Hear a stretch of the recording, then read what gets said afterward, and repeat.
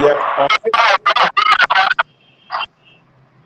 we are honored to have amidst us Dr. Vijay Sharma, Associate Professor, retired, Royal College of Education, Jamshedpur, as the guest speaker.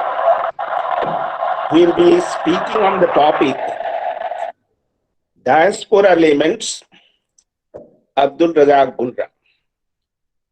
She is not only a retired professor, but she is also an academician. She is also a literature and many more, as Dr. Yahya sir has already told you. So we are honored, ma'am, to have you amidst us today. I, on behalf of the Department of English, Karim City College, and the college management, accord a warm welcome to you, ma'am, from the core of my heart. I also welcome honorable faculty members, research scholars, students, and other participants who are there today with us this evening. Tanzanian novelist Abdul Razak Gunra won 2021 Nobel Prize in Literature, quote, for his uncompromising and compassionate penetration of the effects of colonialism and the fate of refugees, unquote. We are looking forward, ma'am, for your insightful deliberation on the subject, which we are sure will be an enriching experience to understand Abdul Razak Gunra, the man and his mind. With these words, I once again welcome ma'am to you on this occasion. Thank you all. Thank you, Das sir. As ma'am needs no introduction, but we had to do this formality also. So now I would like to call upon our guest speaker, Dr. Vijay Sharma ma'am. Now the session is all yours, ma'am. Thank you. Good evening to everybody, and thank you, Ashok Dasji. Just a minute, give me. Oh, I'll...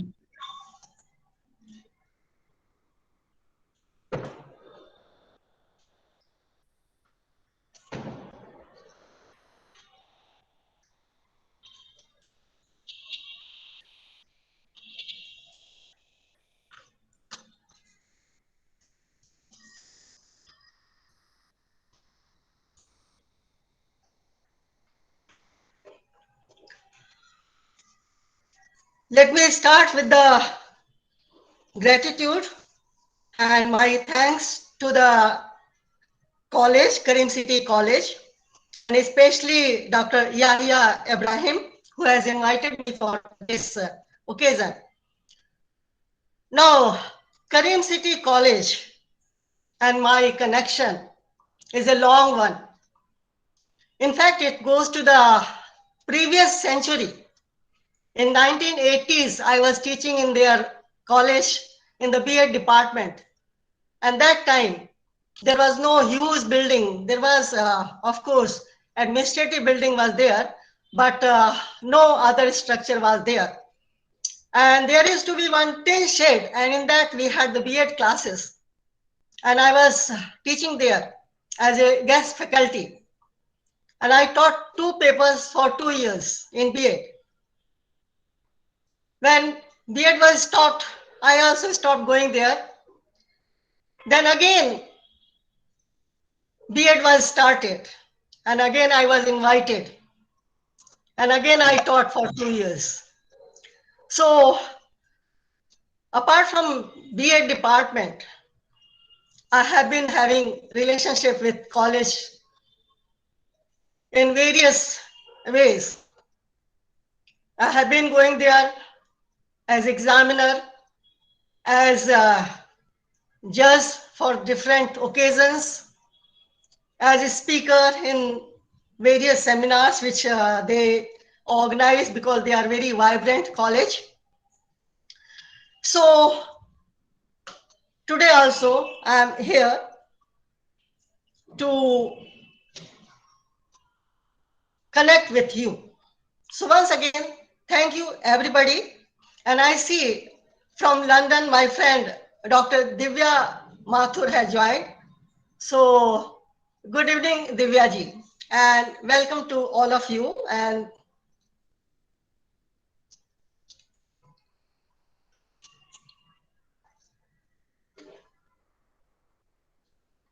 as we have decided the topic diaspora laments. And we know this year Nobel Prize for Literature is awarded to Abdul Razak Gurnah. Now, I came across his name many times during my work.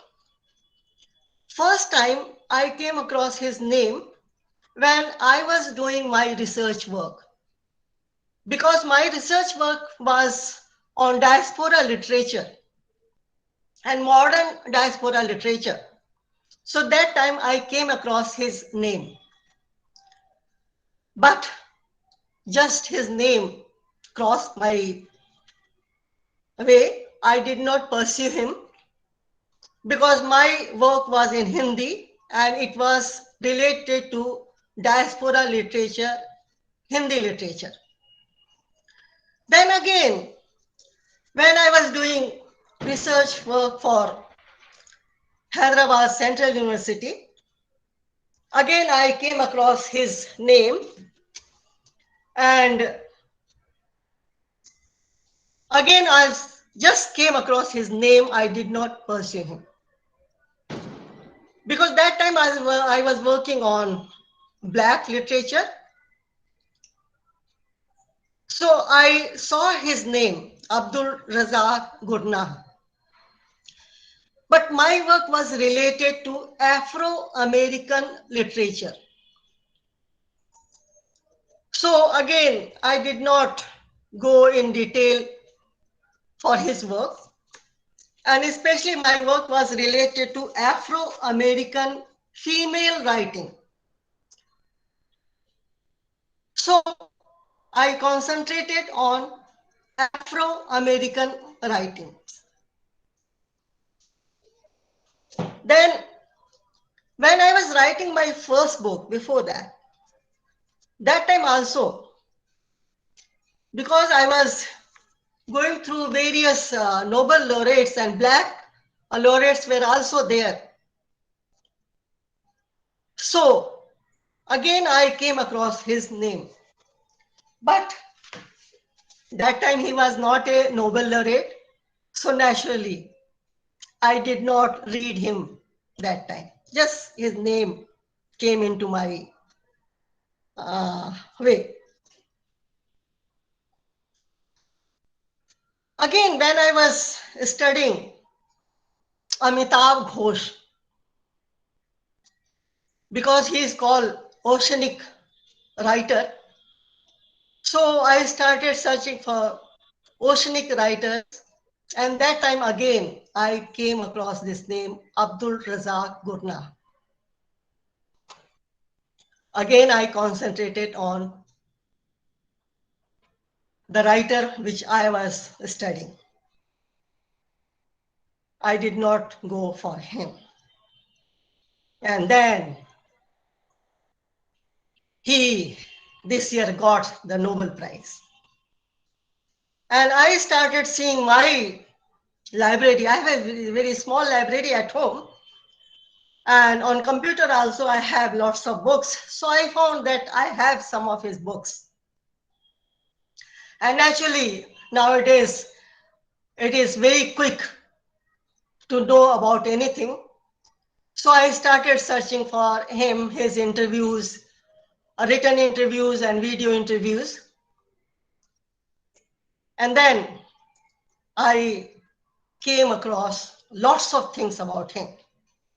I came to know that he is well known in academic circles, but not very well known among the common readers. When I was watching his interviews, especially the video interviews, I started watching his body posture, his facial expressions, and the impression I got seeing his videos, and when I heard his first a telephonic interview with the Nobel committee, then I realized and I had the impression that he is a very calm and quiet person, as you can see in this photo. At the same time, when he speaks, he is very confident. And if you see carefully, if you listen his interviews, you find that he is very, very honest also. So this year, Nobel Prize for Literature is given to Abdul Razak Gurna, whom I see as a very confident person, very quiet person, very seasoned person, and very honest person.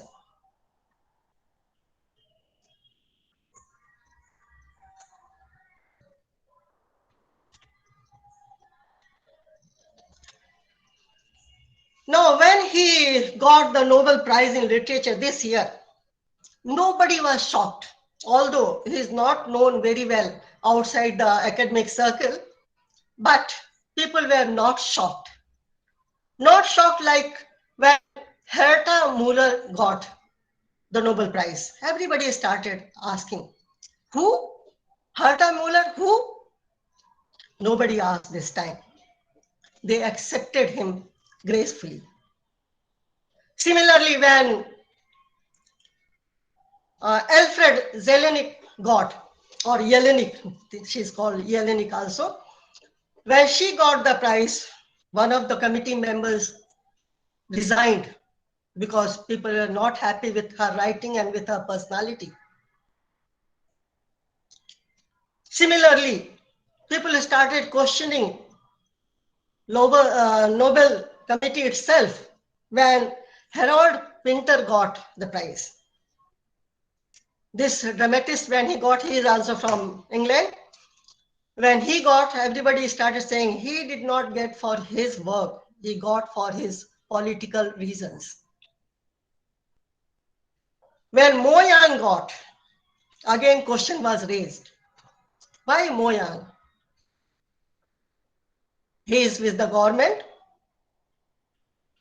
Why is he given Nobel Prize in Literature? Similarly, a few years ago, when Svetlana from Belarus got the Nobel Prize. Pardon? Anybody is saying something? Can you hear me? Yes, Hello? Yes, ma'am, you are perfectly audible. go ahead. Okay. So when Belarusian Svetlana got Nobel Prize, again question was raised. Why is she? Because she doesn't write literature properly. She goes to the people who suffered in World War, people who suffered in other wars, people who suffered in Chernobyl. She goes to them and she talks to them and records them, and then same thing she puts in writing. So why she was given? And when Bob Dylan got Nobel Prize, everybody got furious. Why? What is Nobel Committee is doing? What are they doing? Because Bob Dylan has not written for a long time, and he is not a literary person, and within quote we can say he is not that kind of writer. He is a songwriter. He has inspired a whole generation. But why him now? And then Isa Gorugat, again, people started. So people started questioning a Nobel committee. What are they doing? In other areas, when they give, like physics, they give in chemistry, medicine, economics, nobody questions. But in literature, many times they have been asked, why are they doing this kind of work? But when Abdul Razak Gurnah got it, no question was raised. Everybody accepted him happily. At the same time, Abdul Razak Gurnah is known in the academic circle, as I told you, because when I was searching for him more information, I came to know that lots of universities work is done, lots of research work is done on him, but otherwise very few informations available on him. So I feel that he is the right choice for Nobel Prize in Literature this year. Although every year for Nobel Prize, lots of guesses are done, lots of net sites are there where you can see people are betting for the Nobel laureate. Lots of names are there. So many names, so many years going on, like Murakami, like Vyat, like Oates. This year also, many names were there. A long list was there. Betting was also there. And as for so many years, Nobel Committee is surprising us. This year also, they surprised us. And we have now Abdul Razak Gurnah with us.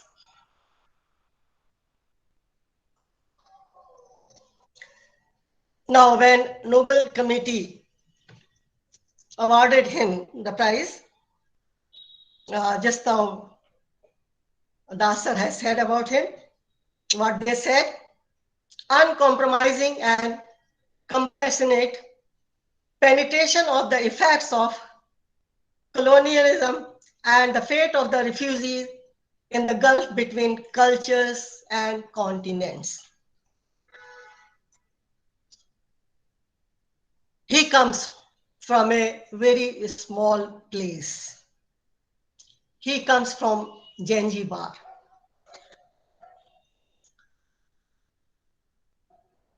Zanzibar is in news recently, right now for Gurnah. But before that, a few months ago, first time from Zanzibar, Samia Suluhu Hassan became the president of Tanzania. She is from Zanzibar, and she is the first to hold this post, and she is a woman. That is another good thing.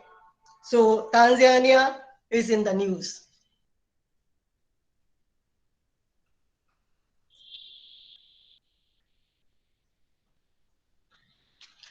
Now, if you see on the net about Abdul Raza Gurnah, various suffix, various tales, various tags are attached to him, like diaspora writer, black writer, British black writer, African writer, oceanic writer, East African writer, and post-colonial novelist.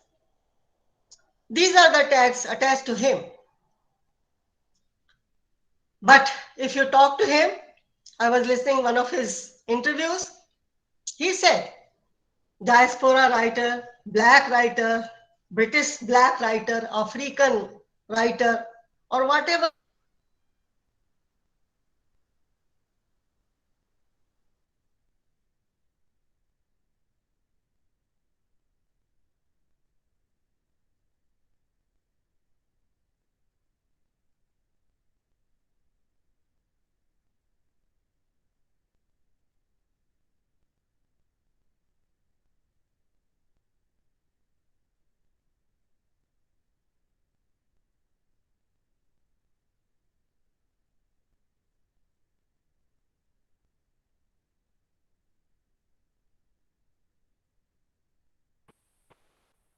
Well, I think that she has lost her network.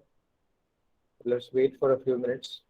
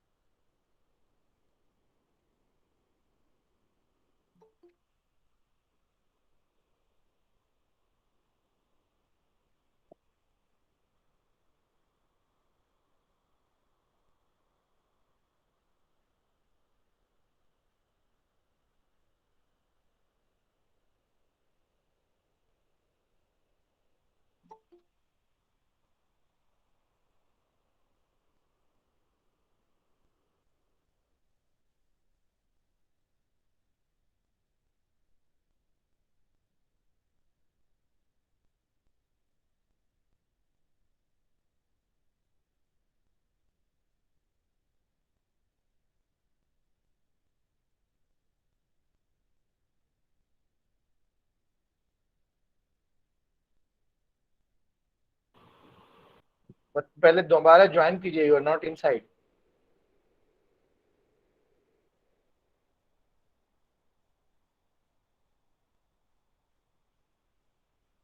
Ma'am आप leave करके दोबारा join कर लीजिए. जी.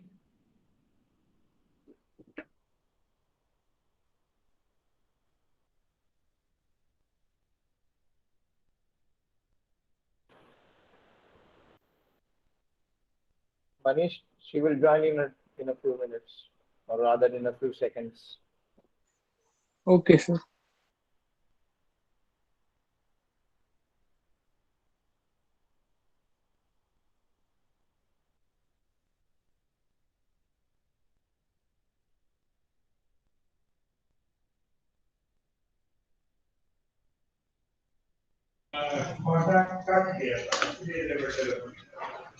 हाँ मुझे पता नहीं चला he is telephoning.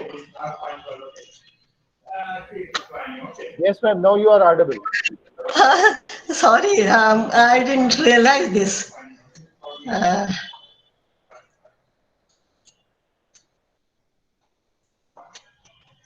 So we were there at that point when you were talking about that women president who has recently took the yeah, charge of. I will just go back there.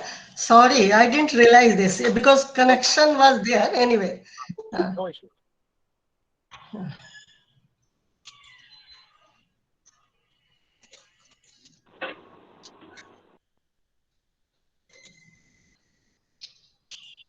I was not taking the phone. Your name was not there, so.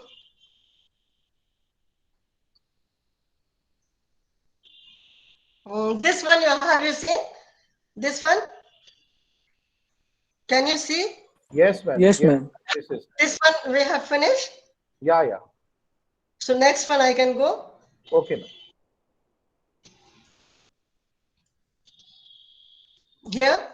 So I was talking about the first president of Tanzania from Zanzibar, from where Abdul Razak Gurnah comes. So I was saying that when you go to the net, you find different contradicting things. Like they say he is not married, but we know very well he is married. He has a wife, English wife, and he is happy. He's having happy family life. He has grandchildren also, because when he was talking about Nobel Prize, the moment he got the news, he wanted to contact his wife, who was with their grandson in the shopping mall. So we know he has a family. Similarly, Ned says that he went with the whole family to England, but actually he says he went with his brother. And this going with a brother, that means he has very close relationship with his brother. So in many of his fictions, many of his novels, you'll find there are two brothers.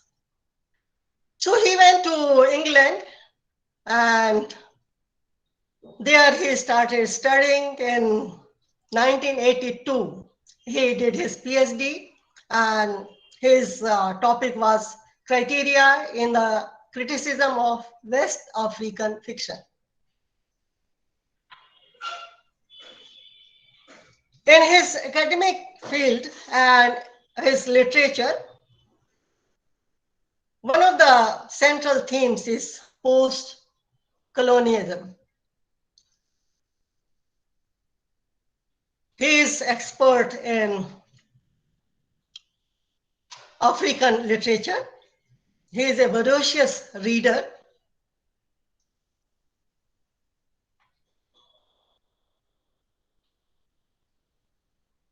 He is the fourth Black writer to get the Nobel Prize in the entire history of Nobel Prize in Literature. That is 114 years. And in 114 years, 118 people got Nobel Prize in Literature. So Abdul Razak Gurnah is the fourth one. Before him, Awol Soyinka got. Am I audible? Am I audible? Yes, ma'am. You are audible. Oh, Awol Soyinka got, Derek Walcott also got, and Toni Morrison. So after Toni Morrison, after so many years, again one Black writer got the Nobel Prize in Literature. At the same time, if we see the African continent, he is the sixth one to get the Nobel Prize in Literature. Before him, Camus got. Awol Soyinka, of course, we know, got. Mahfouz also got. At the same time, when I was writing about Mahfouz, that time also I came across his name, but again, I did not pursue him. So Mahfouz also got before him.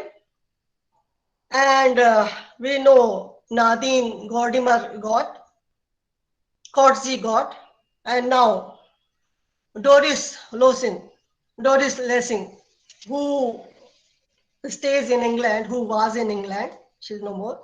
She also was from African continent. So she also got. So he is the sixth one from the continent to get the prize.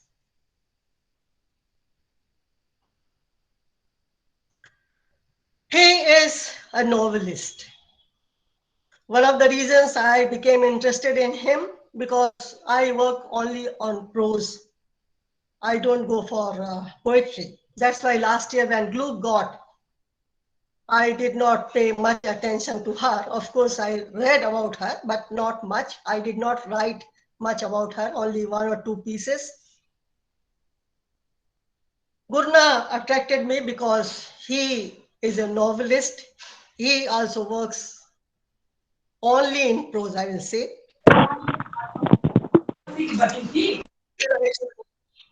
Pardon? Hello? No, ma'am, please go ahead. Somebody is saying something? No. Okay. Yeah, please. So, you see, he reached in England and he was in Canterbury. He was teaching till recently. He got retirement from Kent University in Britain. He is there in 68. For 2 years, he was in Nigeria. He was teaching there. Then again, he came back and he was teaching in England. And at the same time, he was writing. So his first novel came out as Memory of Departure. No, Memory of Departures, he was published in 1987. But he has written 10 years ago. And he went to the publishers and they rejected. I don't know the reasons much about this, why they rejected, but I'm sure now they must be regretting why they rejected him. So his first novel came out in 1987, that is Memory of Departure. Now, after that, he has been writing regularly. His second novel came up in 1988, immediately after 1 year, because this novel, first novel he has written long back. So in 88, another novel came out, Pilgrim's Way.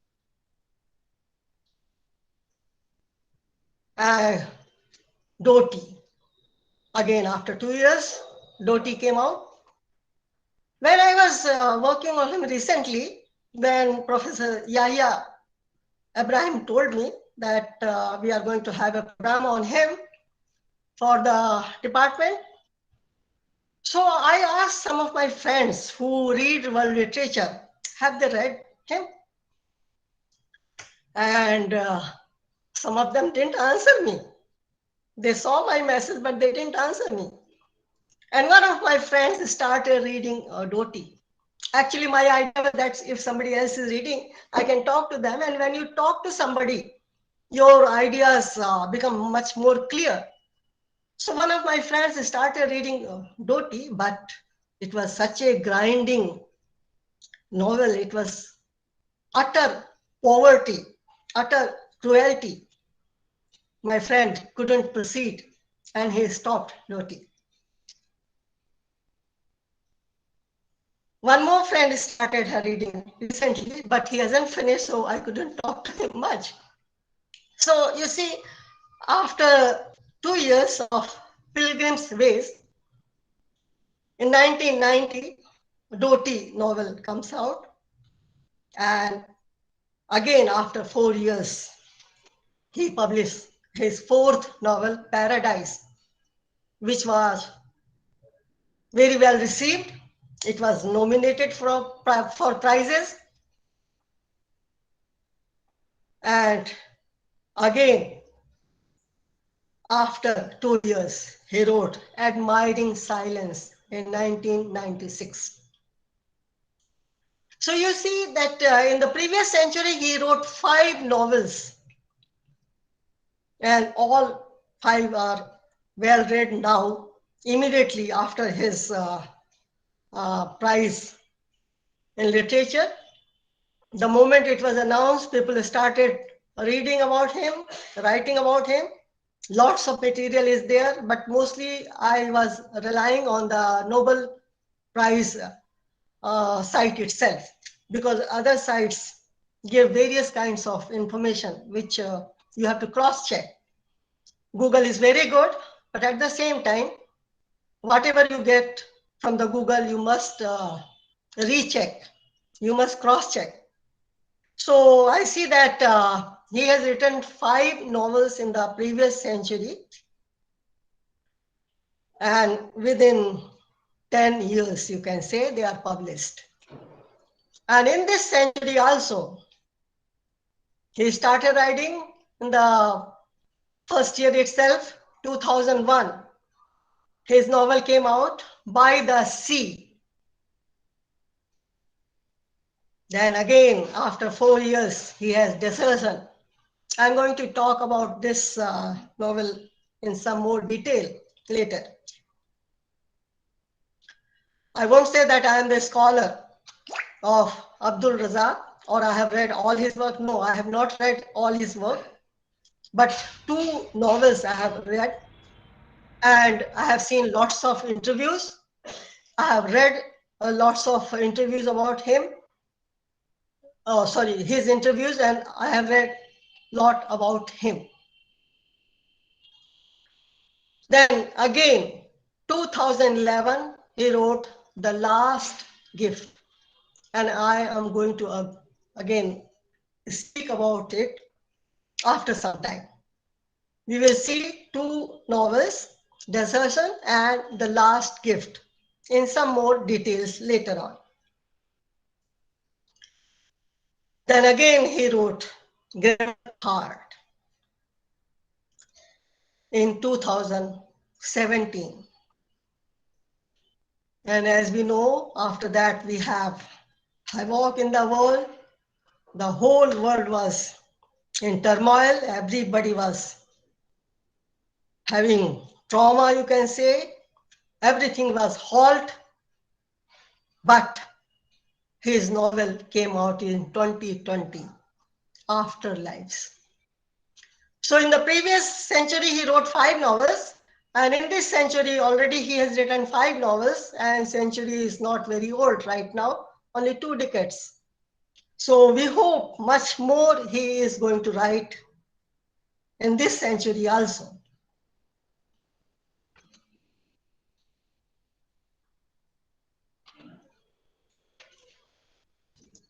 He also wrote some non-fiction, some short stories. He is included in many anthologies. 2 non-fictions, or 3 in fact, you can say, are well known. The Cambridge Companion to Salman Rushdie is non-fiction. Everywhere you will see it is mentioned. Then Essays in African Literature, a re-evaluation. Actually, that is in 2 volumes. 2 volumes of essays on African writing. These are his prominent non-fiction writings, and many more short stories also he has written.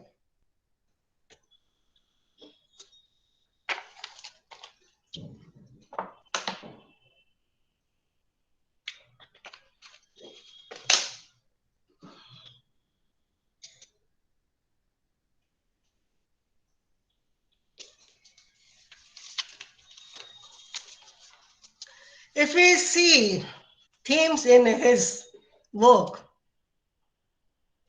it is a long list.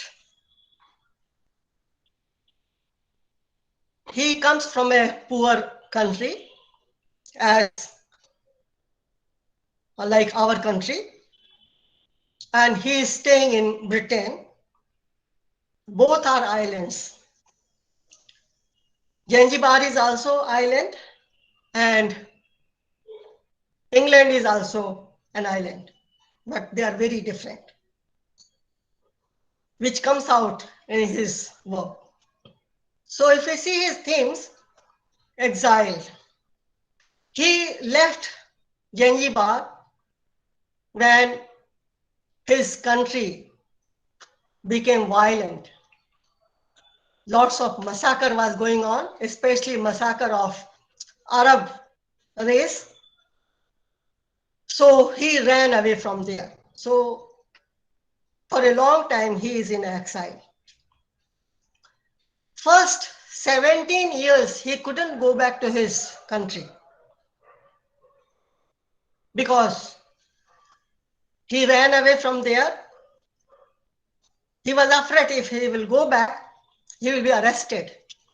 So 17 years, he couldn't meet his people, he couldn't see his land, he couldn't see his place.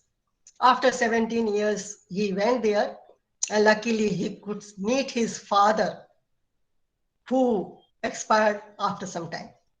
So he could see his father. Nowadays, he goes regularly to his place, Zanzibar, from Kent. He meets his sister, he meets his mother, he talks about that in his interviews. But as we know, exile, once you are out, you are out. Even if you go back, you don't find very much connected to your own place also. I really envy people, my friends, who say, I go to my village, I go to my place, I meet my people. For every festival, they go to their place. I really envy them because nowadays I also feel that I am in exile. I have been living in Jamshedpur for a long, long, long time, but still my heart is in my place, that is UP.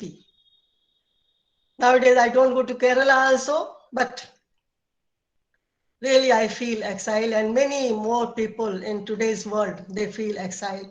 And Abdul Razak Gurna, he went to England without valid visa. He went there as a refugee. So exile feeling, exile theme is one of the prominent themes of his writing. And when you go and stay some unknown place, which is very different from your own place, you have loss. So much is lost. You have the feeling of alienation. You don't belong to them. He has been living in England for so many years, so many decades. He was teaching there. He writes there. He has friends, he has family there, but still he feels alienated. And this alienation comes out in his writing also. Memory. About memory, when we see nowadays, internet, mobile has taken over our memory. But actually that is a loss of memory, I will say, because mobile, the moment mobile came, we stopped, I'll say, we stopped remembering all the phone numbers. Now our own phone number we have to see in the mobile. And when we lose our memory, who are we? So memory is very important in our human life. And one of the themes in Gurna writing is memory. He goes back again and again, he goes back to his childhood, his experiences in Zanzibar, his characters go back. Sometimes they hide their memory from their family members because they are very much ashamed of their past. So they have the memory, and memory is very stubborn child. If you want to stop it, it won't stop. It floods, you can say. Once it comes, it is like open gate. You can't stop it. And same thing happened in one of the novels which I'm going to talk of, Abdul Razak Gurna. In one of the novels, this happened. The main characters, he doesn't want to talk about his past. He suppresses his memory for a long, long time. But at the age of 63, he couldn't stop. And he starts talking about his memory, his past, his childhood, his adolescence. So memory is another theme in his writing. And as he himself has married an English woman, in his work also we see lots of interracial loves. He says he is a happy married person, he has happy family life, but most of the times we know and we have seen this interracial relationship is doomed. And in many of the works of Abdul Razak Gurnah, interracial love is there, but it is doomed. And that also I'm going to talk about.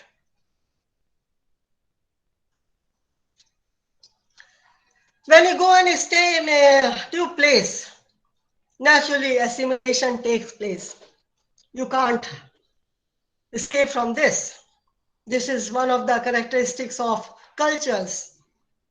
It just merges. You learn many things. Some things they also learn. Actually, it goes from higher to lower. If you feel that you are higher, you give your culture to the people whom you feel inferior. And if you feel that you are inferior, you take lots of from other culture. So assimilation goes on, and we see this theme also in Abdul Razak Gurnah novels. Lots of themes are traced in his work. Immigration, he himself migrated, as we know, and his many characters, they migrate. And they migrate mostly from Zanzibar, Tanzania, Mosawa to England. They are coming to England in most of the works. So immigration is another theme. And when you come to a new country, unknown culture, you feel lonely. And this loneliness you can trace out very well in his work. And when you are lonely, you are in alienated atmosphere, you are melancholy also. So this is another theme in his novels we find. When you come to a new country, new culture, you have identity crisis. You want to know your identity. Who are you in this place? Who were you in your native place? So identities, people are struggling for identities. They have struggle for identities. They have crisis for identities. This also we see in most of his works. Abdul Razak, in almost all his works, talks about history. He doesn't talk about world history. Mostly he talks about Tanzania's history, his place history, how it was ruled by Britishers, how it was ruled by Germans, how it was ruled by other European people, and what they did. And then Tanzania became independent, but it doesn't, his history doesn't stop there. Because once Tanzania became independent, immediately civil war started here. Lots of massacre was there. So in his work, this history is also traced. So history, without history, we can't proceed, we can't have future, we can't have present.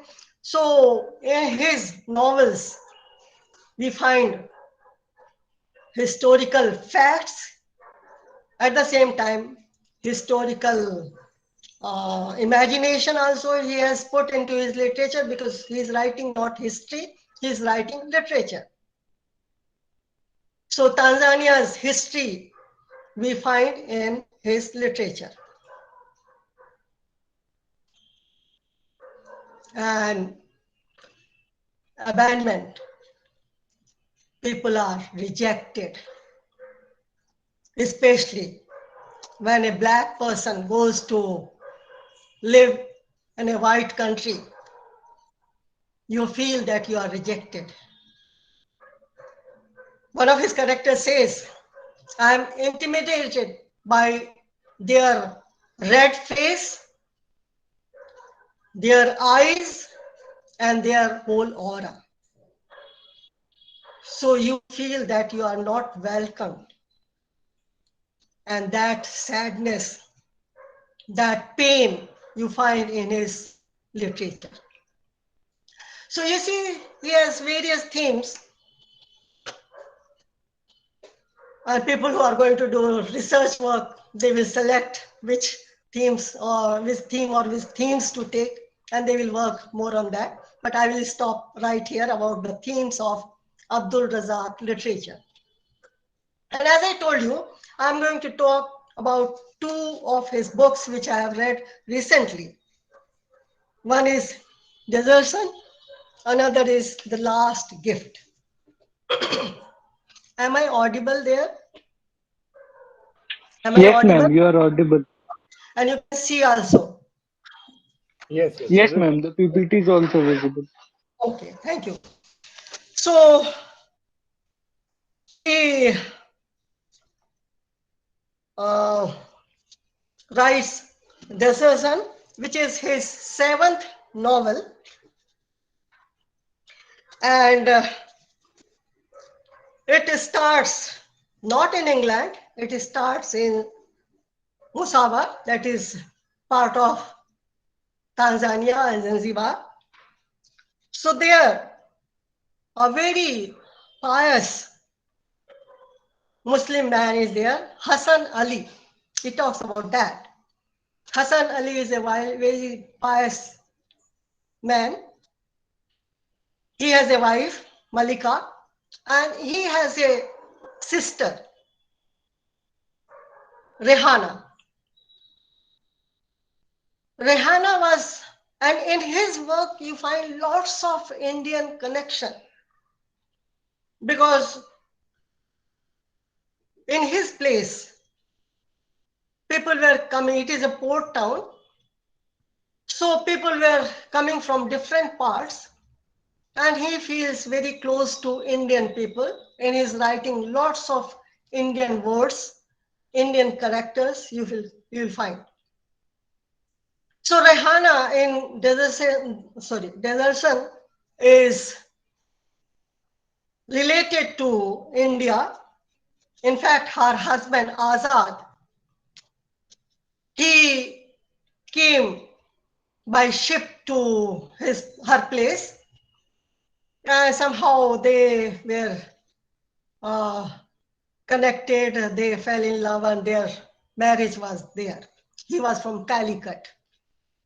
But as we know, the people who go by ship, they go back also by ship. Who come by ship, they go back also by ship. And Azad goes back, and she is waiting for him, but he never comes back. One day, Hassan Ali brings a wounded Englishman, Martin. This Hassan Ali brings, with the help of two of his friends, to his place, his angan, in his courtyard. And Rehana tends him. So Martin is unconscious, he is wounded, and Rehana is taking care of him. Immediately news spreads, and another officer of English government, he comes and he takes this Englishman Martin to his place, and he threatens these people that you have looted this person and you have wounded this Martin. At that time, of course, Martin's name was not known. And Frederick Turner takes him there. And when Martin is healthy, he comes back to show his gratitude to Hassan Ali. And that is how second time he sees Rehana. First time in semi-consciousness he had seen her. And she was very beautiful. And he couldn't resist, and they started having relationship.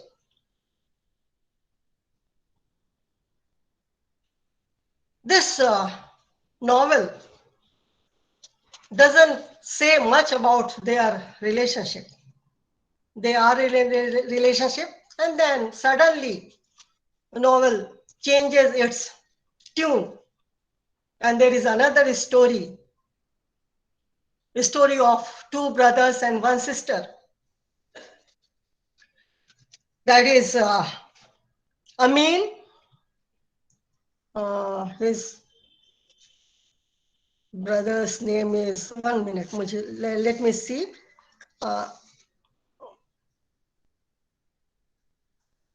Amin and Rashid. They are two brothers, Amin, Rashid, and their sister, Farida.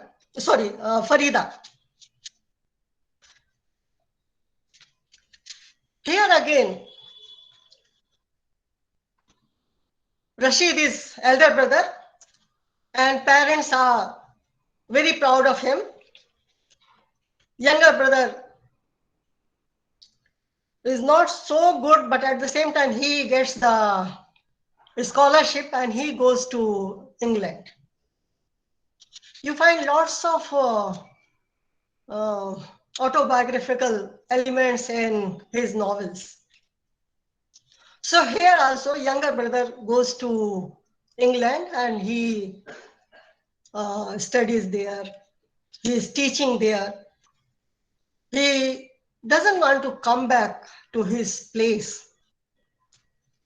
At the same time, elder brother starts relationship with one elderly lady who is diverse, and in many of Gurnak work, you will see that lots of cruelty is there. Sometimes this cruelty is physical, sometimes it is mental. And he asks, how can good people become so cruel? In this novel, Desertion, elder brother's parents, they are furious that their son is having relationship with another woman who is diverse, who is not from a good family. They don't know anything about her family, but they say she is not good. And father threatens him, and mother takes a vow that he will never meet that woman. And he is such a good son. He is such a devoted son. He makes the promise that he will not meet that woman again. And he never goes back to her. But at the same time, he cannot forget her. So this is the pain, this is the loss, this is the cruelty he discusses in this novel. But novel doesn't end here. The younger brother is married to an English woman. They love each other, but after some time it happens so that two good people also cannot stay together. His wife leaves him. And that time he realizes what is pain, what is loss. And then he realized what his brother was going on. Because when he was there in Mawasa, he sees his brother is suffering, but he never says a word to his elder brother. And he leaves him and he never talks about his loss. Now he realizes, and then he writes to him. Part of novel is in the form of letters. So younger brother is writing that I have met another English woman here. She is half English. Or you can say she is fully English. And he met her in a seminar, academic seminar, and there they were talking about migration and cross-cultural, racial love affairs and how this is doomed. And then somehow, world is very small, they come to know that the girl whom elder brother was loving and this woman whom younger brother has met, they are related. And now younger brother wants to come back to his place with this girlfriend. And he wants to trace the girlfriend of his brother. So this is how this novel goes. And you find many themes of Gurna in this novel itself. I won't go in detail. You have to read yourself to enjoy it, because just telling the story is not enough to enjoy the literature. Literature you have to go through. And I think I have 45 minutes to talk, 45 minutes to 1 hour. So I'll go to the second novel, which I have read.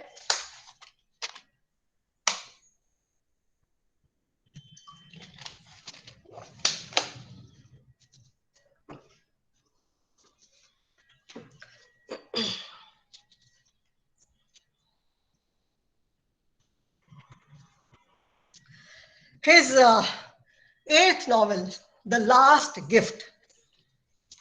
Last Gift starts in England, in a small town of Britain. The main character, Abbas, he is having a family, but very disintegrated family. His wife is Mariam, who also comes from a different background. She was raised in foster homes. She lived in many, many families. The last family which looked after her when she was a teenager, this family was also related to India. Her foster father, Vijay, was from India,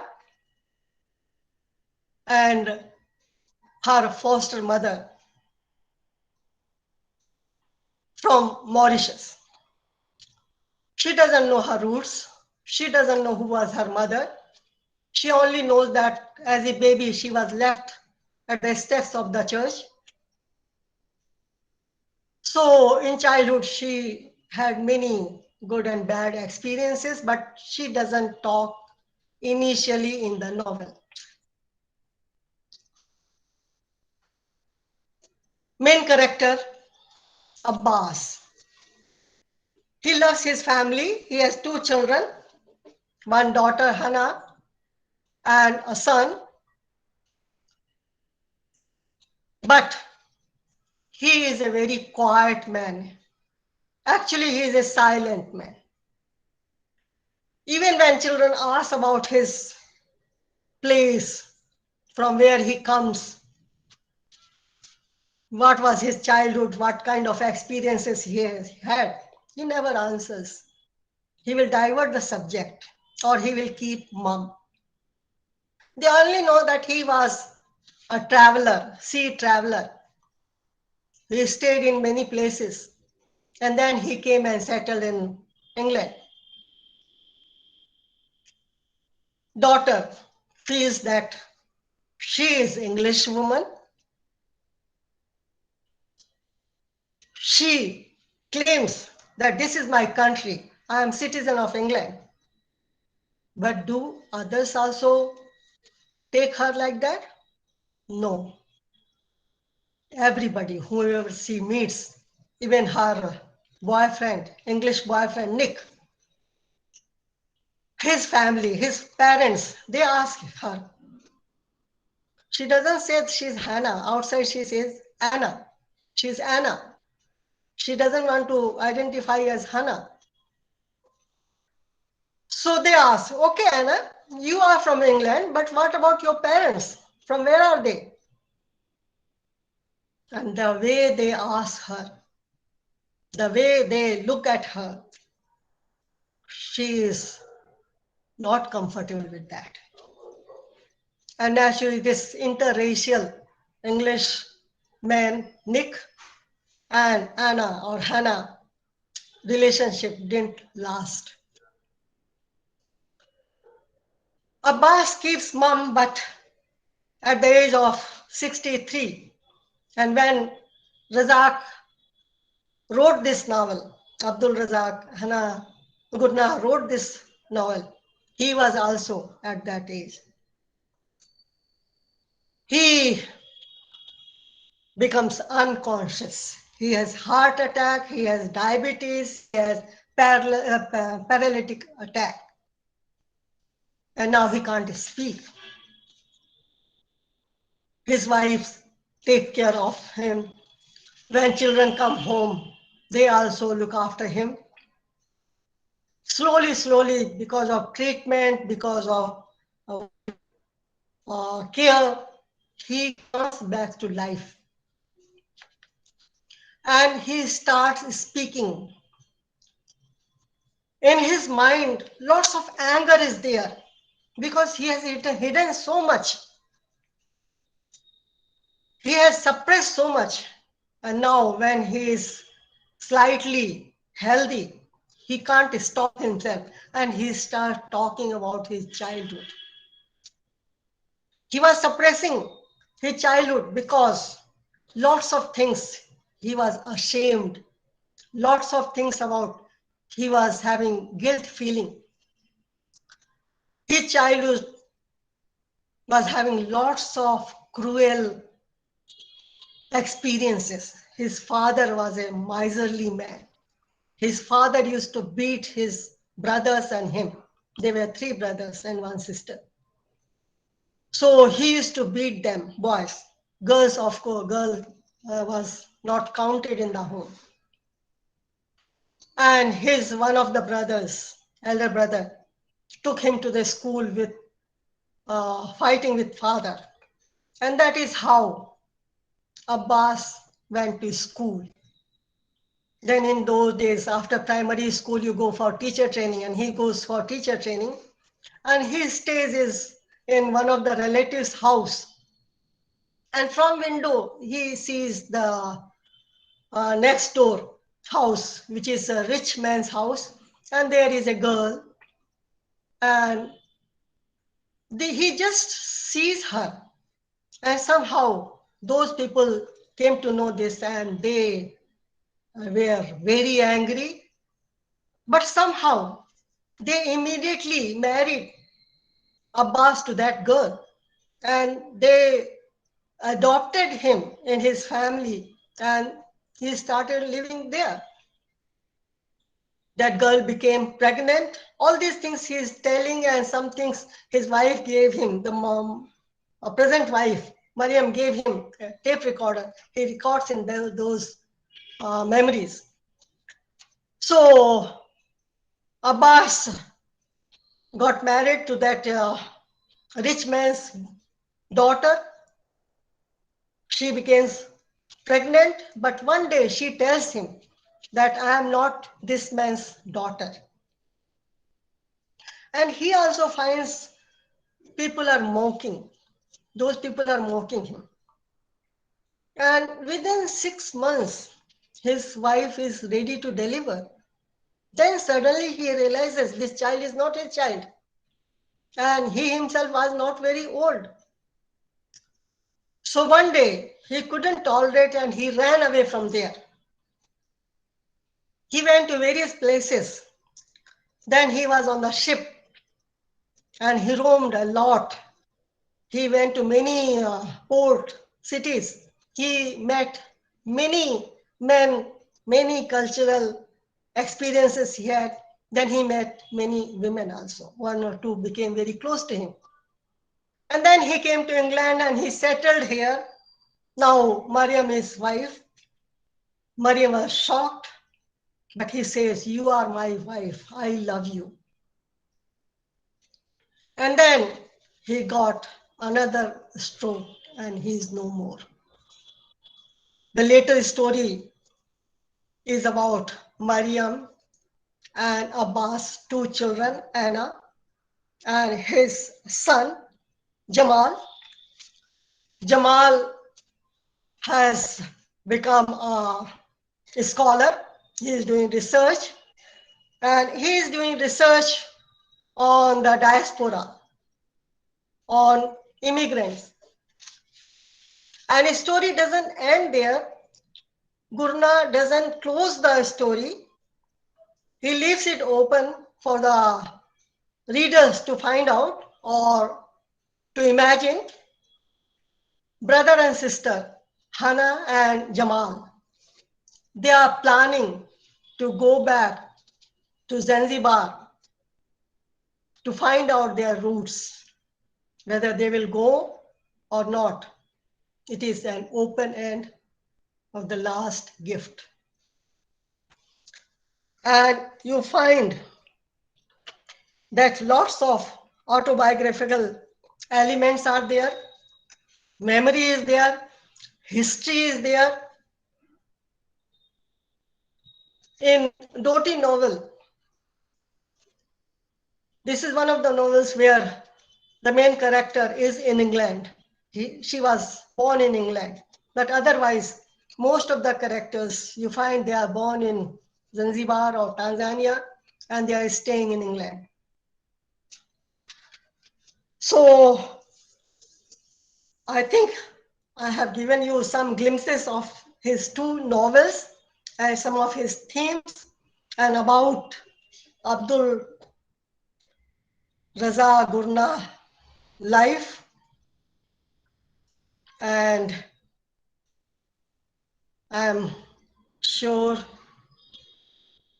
you have got something to discuss, something to think about, and this work will go on and on because this is just the beginning. And I always feel all the seminars, all the meetings, they are not ending in at that junction, but that is the beginning. So I'm sure because many scholars are there, many students are there, they are going to read him, they are going to work on him. You heard me, you gave me time. So thank you very much. Thank you very much. Thank Thank you so much, ma'am. That was really a Yes, comprehensive lecture. We we may take thoroughly enjoyed it. also. Now,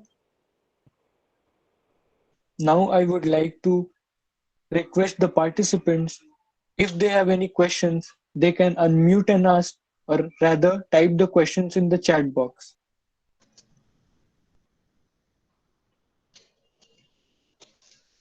I repeat, if you have any questions, you can directly unmute and ask, or you can type the questions in the chat box.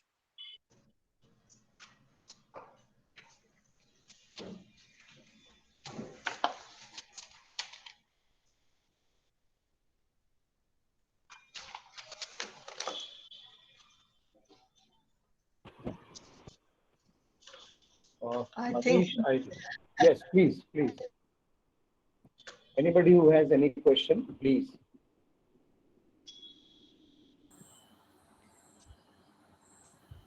they will read and then they will let them. It is such a new topic actually. Yeah, yeah, As you said that in your end is the new beginning. So yeah. the point where a new beginning for us, for all of us, because the way you have invited all of us towards reading this writer with so many inputs about his major concerns, his major themes, and of course the politics of migration and diaspora that is involved. So certainly all of us will be looking forward to this writer. I still once again invite that if anybody is there interested to ask any kind of question related to Gurna, or even ma'am has worked a lot on diaspora writings. So, and of course, as she was telling in her lecture on Nobel Prize winners also. So please feel free to ask your question. A very good evening, ma'am. Yes. I'm Divya from Kerala. Okay, Divya. Yes, ma'am. Uh, there are three categories of immigrant writers. One Pardon? category, I didn't catch it. Please am repeat. I am Yeah. I audible? Yes. Ma'am, Yes, there yes, are yes. three Yes. categories of immigrant writers. Yes. The first category, they wish to consider themselves as the mainstream immigrants, mainstream Americans or mainstream Westerners. And the Okay. second category of people are there. Some are destined to live there and write about their own alien experiences. And the Mm-hmm. third category, of course, whose works have no connection with their motherland. So, can you Okay. tell me which category this writer belongs? Does he belong the third category, second category? Second category, as I understand, you say that they don't connect with the their land. No, he is constantly talking about his place, that is Zanzibar, that is Tanzania. In all his novel, in all his interviews, he is talking about his native place. So he won't come in the second category. Okay. Yeah. And Uh, always they uh, want to come um, back here. Pardon? He wished to come back here. No, he wants to visit. He wants to go. He goes regularly, but he's settled in England and he wants to be in England because he thought there his family is there, his home, has a house, big house there. So he doesn't want to go and settle in his native place, but he goes and visits. He is with connection, he is very close connected with his native place. That is what I understand. Actually, yeah, Okay.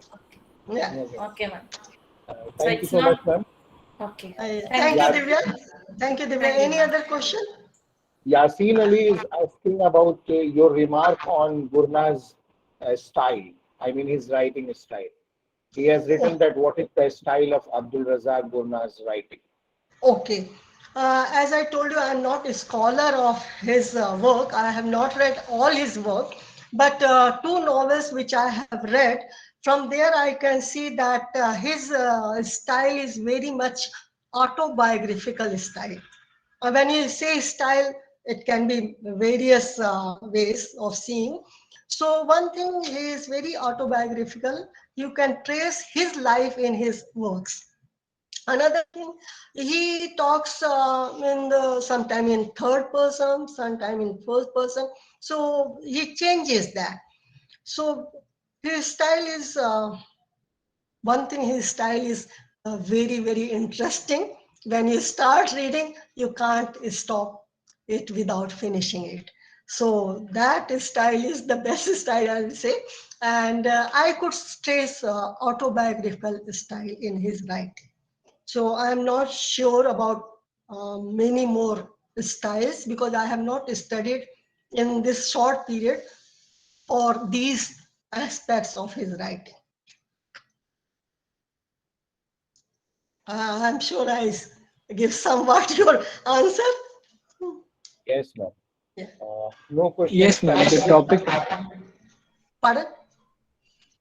Anyone else? Manish, you wanted to say something? ma'am, I wanted to say that the topic is very new and we are curious enough to read. So more questions will be raised when we read it. Sure. And you have Professor Yahya Ibrahim is having my mobile number. You can connect me anytime. When you read, we can discuss. It will be good for me also to discuss people like you. So we can discuss lots of things. When you read, please do connect with me. Now I would like to call upon Rajesh to do for giving the vote of thanks. Over to you, Rajesh.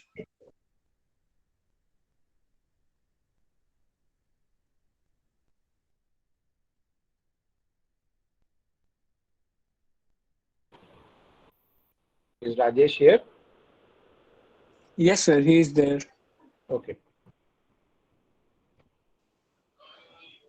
Good evening, respected professors, faculty members, today's guest, Dr. Vijay Sharma, and all the students. I, Rajesh Tudu, express my gratitude to Vijay Sharma ma'am for taking out time from her busy schedule, and giving us an opportunity to hear her. I want to thank Yaya sir and all the teachers of English department for conceptualizing and organizing this e-academy lecture. I would like to thank all the students for listening patiently. Thank you very much. Over to you, Manish. Thank you, ma'am. Thank you, ma'am. Thank you so much, ma'am.